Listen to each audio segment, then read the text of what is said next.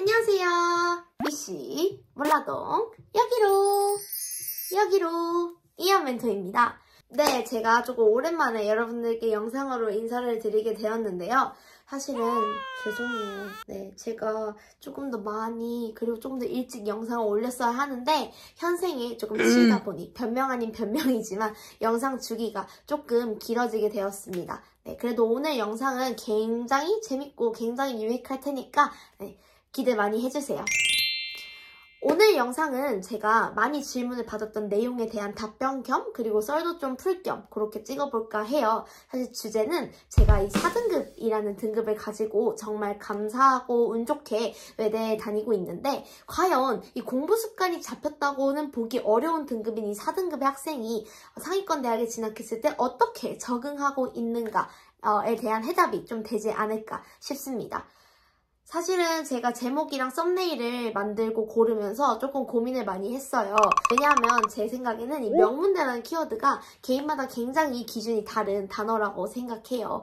그래서 저는 저희 학교가 충분히 명문대고 저는 여기 재학생이기 때문에 굉장히 자랑스럽지만 어떤 분들은 제 의견에 동의하기가 어려우실 수 있다고 생각합니다. 저는 그 의견도 충분히 존중하고 충분히 이해합니다. 그리고 오늘 영상의 목적은 사실 어떤 학교가 명문대냐 어떤 학교가 비명문대 를 얘기하고자 하는 게 아니라 제가 개인적으로 이 낮은 등급을 가지고 좀 상위권 대학, 좋은 대학에 갔을 때 느꼈던 점들과 또 어려웠던 점들, 적응이 힘들었던 점들 이런 것들을 좀 샅샅이 공개해드리고자 그리고 공유하고자 만든 영상이니까 예쁘게 봐주세요.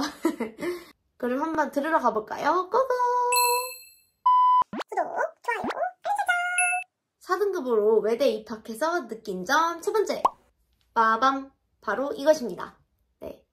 사실 이 내용은 제가 고등학생 때는 크게 고려하지 않았던 내용인 것 같기는 해요. 그리고 느낄 기회도 많지 않았던 것 같은데 대학에 입학하고 나서 보면은 내가 가고자 하는 진로 방향, 즉 관심 있는 분야에 얼마나 많은 동문들 그리고 얼마나 많은 선배들이 진출해 있냐가 조금 굉장히 중요한 것 같습니다.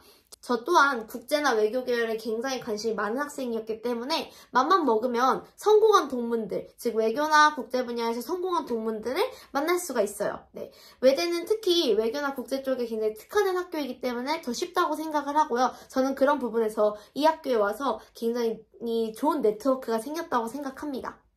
또 외교나 국제 쪽으로도 진로를 잡고 또는 외국계 기업으로 목표를 잡는 학생들이 많기 때문에 같은 목표로 달려갈 수 있다는 점에서 굉장히 큰 메리트가 된다고 생각을 하고요.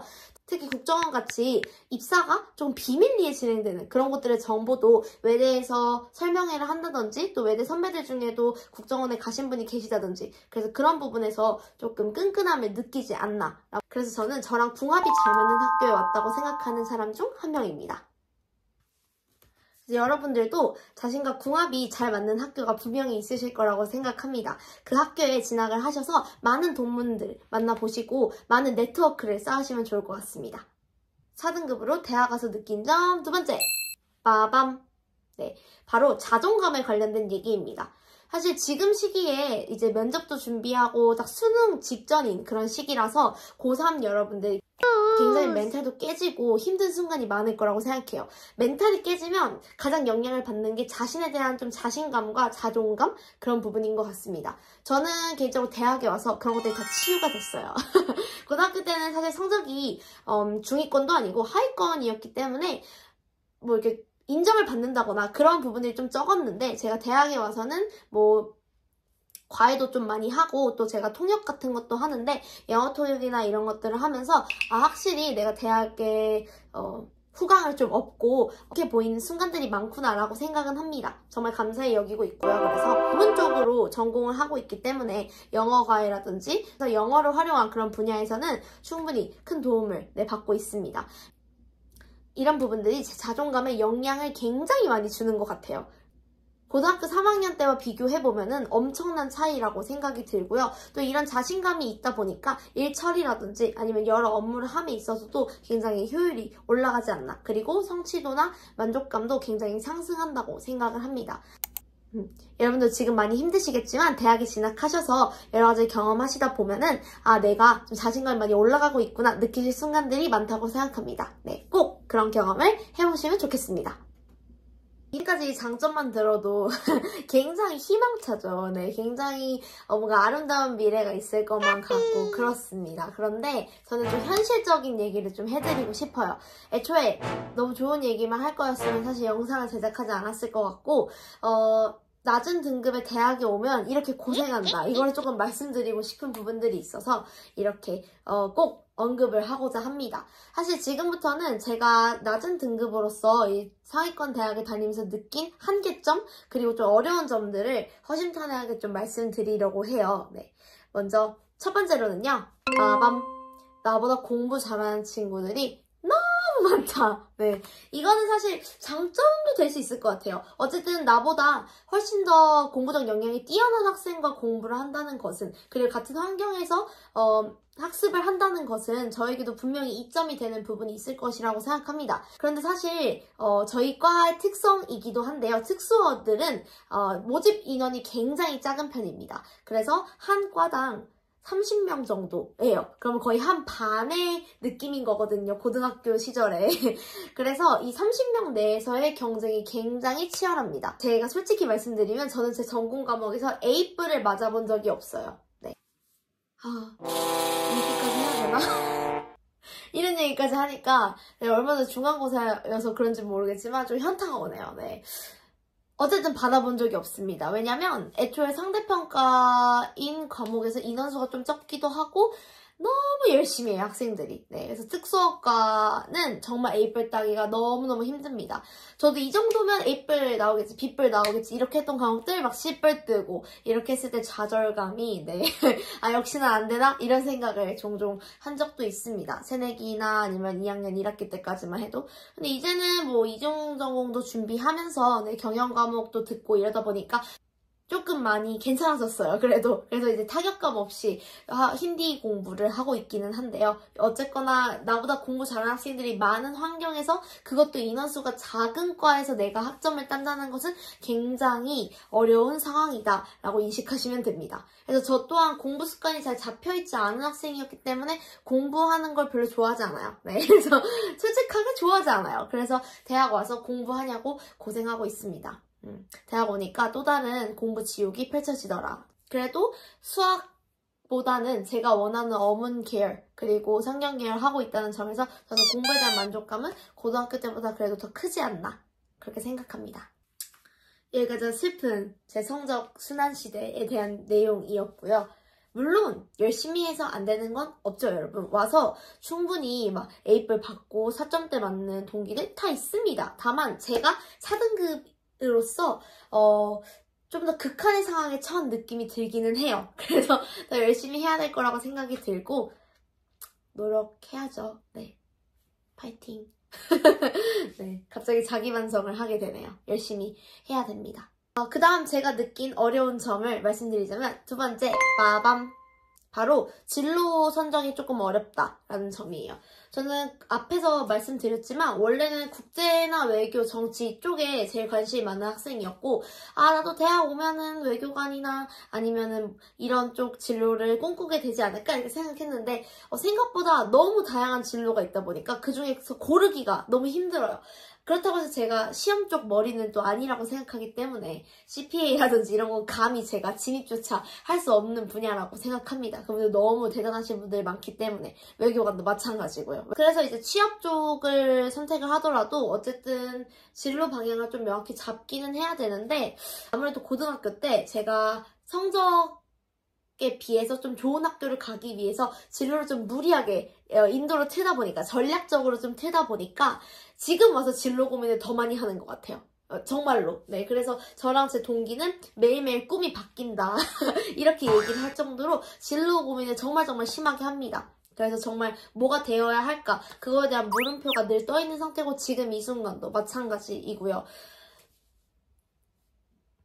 그래서 여러분들도 아마 대학에 오시게 되면 어디 대학을 가시든 조금 성적이 낮은 친구들이 본인의 기존 성적대보다 조금 높은 데를 가게 되면 이런 고민은 더 배로 하게 되는 것 같아요. 왜냐면 본인의 흥미보다도 성적보다 좀 좋은 학교를 가기 위해 전략적인 방향을 택했기 때문에 그런 진로를 고민하는데 훨씬 더 고뇌를 한다고 생각합니다. 그래서 저도 그런 고뇌의 과정 속에 있고요. 아직 뭐가 될지 완벽히 결정은 못했지만 제가 가고자 하는 방향이 뭔지 좀 이것저것 고민을 많이 하고 있어요. 네, 강연도 듣고 또 학교에서 프로젝트 활동들도 하면서 많이 생각을 해보고 있습니다. 이게 단점이 될 수도 있고 또 다른 측면에서 보면 그만큼 고를 수 있는 진로가 굉장히 다양하다 이렇게 생각해 주시면 좋을 것 같아요. 그래서 인도라는 전공을 살려서 가는 방향도 있고 아예 다른 방향으로 틀어서 갈 수도 있기 때문에 굉장히 매력적으로 고를 수 있는 선택지들이 다양하다. 근데 그 중에 내가 뭘 좋아하는지에 대한 그 물음표는 2년째 떠다니는 것 같아요. 네. 또 아무래도 제가 반수를 해서 오다 보니까 좀 더 빨리 진로를 정해야 한다는 그런 압박감이 있는데 그런 압박감에서 벗어나기 위해 요즘 열심히 고민 중입니다. 그래서 여러분들도 대학만을 보고 가는 거는 사실 어쩌면 고등학생들에겐 당연한 거지만 한 번쯤은 내가 정말 뭐를 할까에 대한 고민은 해보셨으면 좋겠어요. 세 번째 어려운 점, 빠밤. 좀 커서 외국어를 공부하려다 보니 너무 힘들다. 저는 어릴 때부터 영어를 굉장히 좋아했던 학생이고 영어를 꾸준히 공부를 해왔어요. 그런데 힌디어라는 건 사실 머리가 굳고 나서 성인이 돼서 처음 배운 언어이다 보니까 너무 힘들더라고요. 네, 저희 언어가 이렇게 생겼어요. 여기 사진 보이시죠? 이렇게 꼬부랑꼬부랑 빨래줄처럼 빨랫줄에 이렇게 걸려있는 글자들인데 처음에 가서 이 데브나가리 언어를 떼는 데만 꽤 걸렸습니다. 네, 그래서 굉장히 처음에는 현타가 와요. 내가 대학에 와서 이런 언어를 배워야 한다는 것에 대한 현타. 그리고 인도 초등학생보다 지금 못하는 수준이기 때문에 사실은 힌디어 회화에 있어서는 또 자신감이 많이 떨어지죠. 성인이 돼서 물론 뭐든 다 어렵겠지만 새로 배우는 것은 특히 아무래도 언어라는 것은 내가 태어난 환경에 많이 지배를 받다 보니까 이런 한국어가 모국어로 지배된 상황에서 힌디어를 끼워 넣기가 생각보다 많이 힘들다. 저도 처음에는 열정 가득이었어요.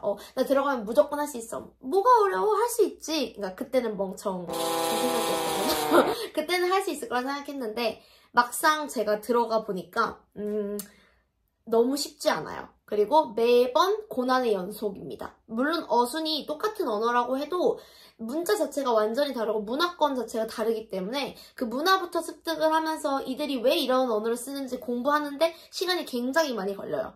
그런데 제가 아까 말씀드렸지만 진로 방향에서 힌디어를 메인으로 삼기보다는 조금 부가적인 소스처럼 활용할 수 있는 아이이기 때문에 그래서 이런 특성 때문에 진로를 고민할 때도 많이 힘든 것 같아요. 왜냐면 힌디어만 잘해서는 또 취업이 되는 것은 아니니까 그러면 힌디어도 어느 정도 하면서 다른 과목도 해야 되는데 그런 곳에 투자할 만한 그 머리가 활성화되기가 조금 힘들다.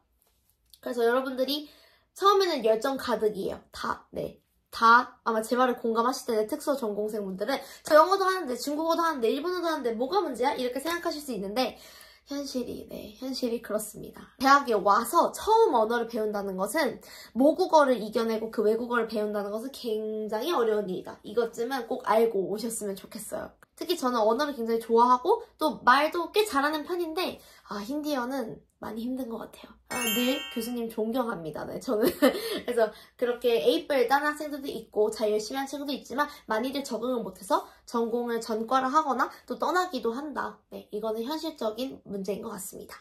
오늘은 이렇게 제가 외대를 4등급으로 다니면서 느낀 점들, 좋은 점? 아니면 한계점들? 그런 것들을 좀 얘기를 해봤는데 외대를 오고자 하시는 분들 혹은 지금 낮은 등급으로 상위권 대학을 노리시는 학생분들께 큰 도움이 되었으면 좋겠습니다. 여러분들도 충분히 합격할 수 있고요. 충분히 들어가서 공부 열심히 하실 수 있어요. 그런데 저는 힘들었다라는 점입니다. 그래도 열심히 노력해서 해야죠. 네, 제 전공 제가 선택했으니 하는 건데 여러분들 이런 점들은 좀 알고 대학 원서나 아니면 대학 타겟팅을 하실 때 주의하셨으면 좋겠습니다. 생각보다 언어는 쉽지 않다라는 말을 남기면서 그 영상은 여기서 마무리하도록 하겠습니다. 언제나 궁금한 점이 있으면 댓글에 남겨주시면 제가 아는 선에서 모두 다 답변해드리도록 하겠습니다. 구독, 좋아요, 알림 설정, 안녕!